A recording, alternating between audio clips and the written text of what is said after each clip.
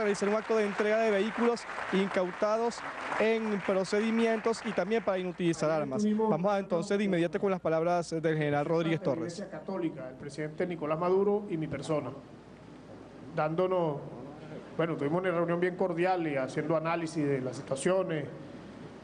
La Iglesia Católica manifestó su deseo de colaborar con todos los planes que estamos ahorita desarrollando, y eso es importante. Pero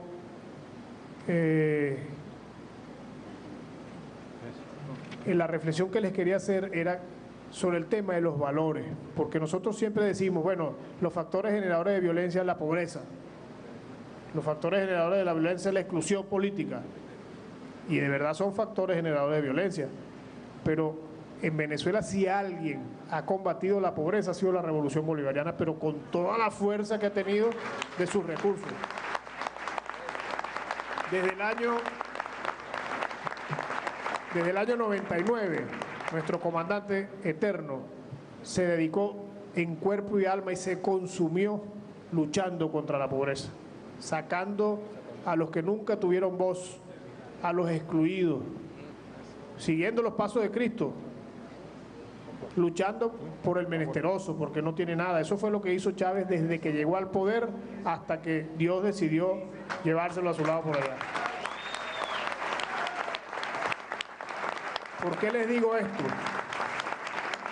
Porque a pesar de ese gran esfuerzo de Mercal, donde la gente más humilde puede comprar comida a precios módicos y comer 3 veces al día comida buena, alimentos buenos, a pesar de que nosotros en 2 años acabamos a través de la misión Robinson con el analfabetismo, que era un flagelo increíble en un país petrolero, rico, todavía tener 2 millones de personas en ese estado, y en 2 años se acabó con eso. Eso es lucha contra la pobreza. A pesar de los CDI que están en los barrios, que están en las urbanizaciones, que están en las comunidades, que le permiten a la gente asistir a un médico sin tener que gastar dinero, eso es lucha contra la pobreza. Cuando el Estado pone en cada municipio un núcleo universitario, una aldea universitaria, está luchando contra la pobreza. Cuando la UNEFA pasa de tener 1.200 estudiantes, porque era una universidad elitesca, y pasa a tener 200.000 estudiantes en todo el territorio nacional, eso es lucha contra la pobreza. Entonces que hemos desatado una batalla campal contra la pobreza desde el 99. ¿Por qué también les digo esto? Porque bueno, y si hemos luchado tanto contra la pobreza, ¿por qué sigue habiendo delito? ¿Por qué sigue habiendo delincuencia? Entonces, vemos que no solamente es el tema de la pobreza, la exclusión política. La exclusión política en Venezuela se acabó desde que se firmó una constitución, dice que Venezuela es una democracia participativa y protagónica. Desde ese momento aquí todo el mundo tiene voz, todo el mundo puede decir, todo participa, los consejos comunales piden créditos, le dan los créditos, hacen sus actividades, desarrollan proyectos y vamos avanzando, porque no es fácil romper esa estructura anterior. Entonces, la exclusión política aquí no existe. Aquí hay una democracia robusta, sólida, aquí todo el mundo puede participar, hacer, decir. Pero entonces, ¿por qué sigue habiendo delito? Entonces, bueno, vamos al tema del por qué. Primero, los años 80, los años 90 fueron años donde empezaron a aplicar con mucha fuerza aquí las recetas neoliberales. El neoliberalismo, que es una fase superior del capitalismo, ¿qué es lo que nos enseña? Bueno, usa como fundamento filosófico el egoísmo, ¿no? Uno solo y en torno de mí el mundo, ¿no? El egoísmo. ¿Qué nos enseña el neoliberalismo? El darwinismo, o sea, el más fuerte es el que prevalece. Sálvese quien pueda. El Estado tiende a desaparecer y va dejando en las grandes transnacionales el poder de hacer. Entonces, bajo ese esquema, en Venezuela, ¿qué ocurrió? Se profundizó la pobreza y la distancia, las brechas entre lo más rico y lo más pobre se hizo inmensa, pero muy grande, y aquí llegamos a tener casi 30% de pobreza crítica. Esas generaciones que se formaron durante esos tiempos son hoy los que tienen 22 años, 20 años, 25 años, y que desde esos tiempos venían en la calle. Yo recuerdo la lucha que desató el comandante Chávez por los niños de la calle. ¿Cuántos niños de la calle no había aquí en el año 98, 99? Por todas partes los veíamos, en las esquinas, en los parques, en la calle, en las canchas, niños solos, sobreviviendo. Y así se formaron en años, fuera del sistema de valores de la familia, fuera de la escuela. Aquí acuérdense que el presidente armó una vez un lío porque los niños iban al colegio y no lo dejaban entrar si no tenían el uniforme. ¿Ustedes no se acuerdan de eso? Y dio una orden tajante: todo niño con uniforme, sin uniforme, con cuadernos, sin cuadernos, con libros, sin libros, tiene que ir a su colegio. Y se masificó los niños de la escuela. Nunca nadie hizo en este país eso. Eso no lo hizo nunca nadie en este país hasta que llegó Chávez y la revolución. Entonces hemos luchado duro contra la pobreza y la exclusión, pero estamos viviendo consecuencias de un modelo que se aplicó con mucha fuerza y que produjo aquel Caracazo famoso, que yo lo viví, era teniente. Y aparte de eso, el mundo entero está viviendo, en mi juicio, que analizo constantemente lo que escucho en asamblea con ustedes, en todas partes, una fractura de la estructura de valores que debe sostener nuestra sociedad. Entonces los consejos comunales ahí tienen que asumir un rol protagónico, más allá de que un proyecto para faltar la calle, más allá del proyecto de hacer la cancha por la vida, la cancha de paz, más allá del proyecto de que queremos arreglar la escuela, todo eso es bien, pero tenemos que hacer una gran cruzada por los valores de la familia, por los valores del respeto, por los valores de los niños en el colegio, por el amor al prójimo. Esa campaña es vital si nosotros queremos construir un país de paz, un país de convivencia. La política tenemos que llevarla con el mismo amor que la llevó siempre nuestro comandante Chávez. El comandante Chávez lo tumbaron el 11 de abril, lo metieron preso, se lo llevaron primero para el estado de Aragua, para la base naval de Turiamo. De ahí se lo llevaron a La Orchila y lo iban a matar.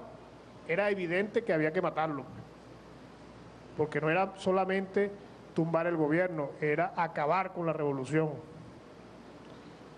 ¿Y qué hizo el comandante cuando regresó? A lo mejor hubiese sido yo, mi comandante, llegamos con un hacha aquí, arranca cabeza. Y ahí fue donde mi comandante demostró que era un hombre grande, que era un cristiano de verdad, y sacó una cruz. Sacó una cruz y perdonó.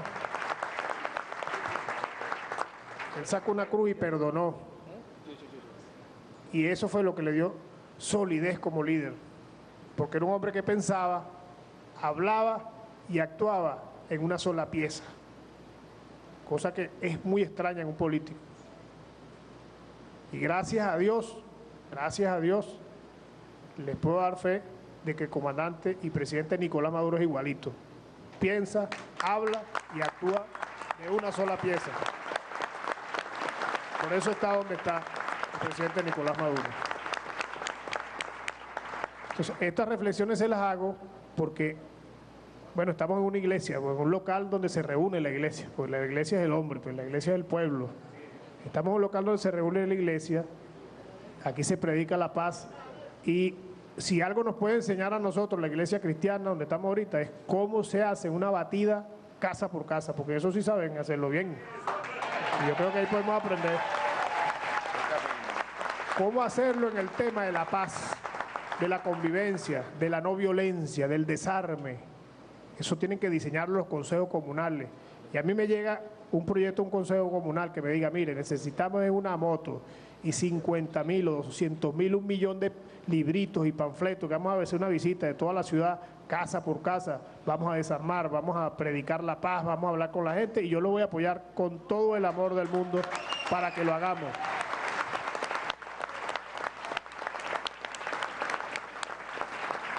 Desde el punto de vista del plan, lo que hemos hecho aquí en el estado Lara, Les hablaba que comparando la cantidad de delitos de 2012 con el 2013 hay una reducción poco más del 50%.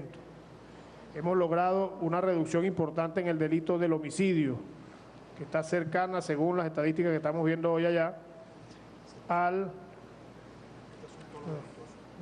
27%. El secuestro se ha reducido por encima del 70%, que era un delito que se cometía con mucha frecuencia aquí en el estado Lara. Ahora, eso no quiere decir que estemos ya en el momento ideal. Repito, estamos apenas iniciando el plan y se necesita la participación decidida y sin miedo de todos los venezolanos para que podamos nosotros construir ese país de paz.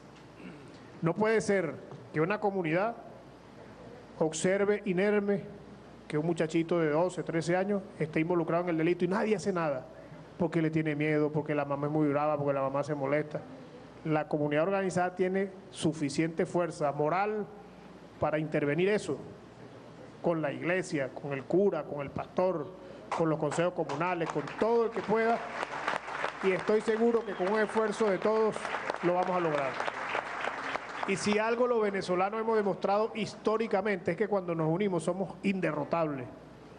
Por eso es que yo trato siempre de no partidizar el discurso de la seguridad, porque ese trabajo que hicieron desde la derecha, de estar convirtiendo la inseguridad en una bandera electoral, con toda la carga de irresponsabilidad que eso tiene, ¿qué fue lo que hizo?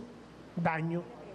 ¿Qué fue lo que hizo? Fue daño, porque ¿cómo puede ser que un gobernador, porque sea opositor, salga diciendo el gobierno y la inseguridad, y él no es gobierno? Pues. Él es gobierno, no es gobernador. Pues. Eso pasa, ya ha pasado. Entonces tenemos que, de la discusión política, sacar el tema de la seguridad, porque la seguridad nos abarca a todos, a los ricos, a los pobres, a los de la derecha, a los de la izquierda, a los que son cristianos, a los que no lo son, a la clase media, a todos nos afecta, sin distingo de ningún tipo. Entonces, en la medida que saquemos de la discusión eso, y todos los venezolanos, indiferentemente de nuestra condición, asumamos la lucha, estoy seguro que seremos exitosos. Mire, nosotros derrotamos en 1821, en la batalla de Carabobo, con un ejército que se fue conformando con varias derrotas duras, sin recursos económicos, pero con un gran líder que era Simón Bolívar, derrotamos el ejército español. Hicimos morder al polvo, al imperio ahí, y liberamos a Venezuela. Después, más adelante, hemos vivido victorias extraordinarias cuando el pueblo se une por un mismo fin. Nosotros en el 2002, la derecha extrema de este país llevó a PDVSA, que es la médula económica del país, a 0 barril de petróleo. Y no nos unimos todos y derrotamos ese paro, pues. Lo hicimos, lo logramos. Y así nos fueron llevando de episodio triste en episodio, trajeron paramilitares y los derrotamos. Fueron a una plaza y mataron gente, hicieron show y una cadena constante de show militares en una tarima y los derrotamos. En todos los terrenos hemos derrotado, pero cuando nos unimos nosotros derrotamos cualquier reto que se nos ponga. Entonces, ¿cómo es que no vamos a derrotar el tema de la seguridad? Sí lo podemos hacer, juntos estoy seguro que lo podemos hacer, indiferentemente de las posiciones que tengamos políticas, religiosas, de color, económicas, podemos seguramente convertir a este país en un territorio de paz. Y ahí viene la reflexión, ¿no? Porque el tema de la política, a veces uno ve cómo se exacerban las cosas. Y ahorita cuando el 11, en las elecciones, el 15, perdón, nosotros veíamos que un vecino, porque era contrarrevolucionario, quería quemarle la casa al vecino que era chavista. Y vimos a la presidenta del CNE que le agredieron su casa, ella vive con su familia, y así a varios líderes del chavismo. Y entonces uno dice, bueno, ¿y dónde está el cristianismo que pregonamos? Pues, porque... Información que ofrecía el ministro Miguel Rodríguez Torres del Estado Lara en este gobierno de calle que se efectúa y entre tanto, por supuesto, conversando con la comunidad en la entidad, específicamente en Barquisimeto. 12:27.